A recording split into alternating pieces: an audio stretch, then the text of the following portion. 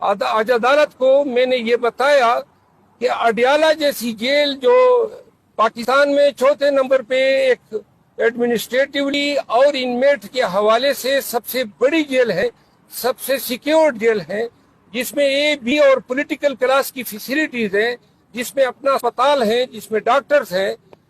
چونکہ یہ facilities chairman P T I کو ڈینائی کرنی ہے، تو اس وجہ سے سیکیورٹی کا بہانہ بنا کے اٹک جیل جو ہے وہاں پہ ان کو رکھا گیا ہے۔ اس پہ ویلاگ کیا تھا سمیع ابراہیم نے کہ یہ بہت سارے نامعلوم اس جیل میں ٹھہرے ہوئے ہیں، تو لہذا خان کی زندگی کو جو ہے شدید خطرات لاحق ہیں، اور اس وجہ سے چیئرمین پی ٹی آئی کو جو ہے فوراً سے پیشتر اڈیالہ جیل منتقل کرنے کا حکم صادر کیا جائے۔ عدالت نے دونوں طرفوں کی بات سننے کے بعد مقدمے میں حکم ریزرو کر لیا ہے۔ امید ہے ایک ایام میں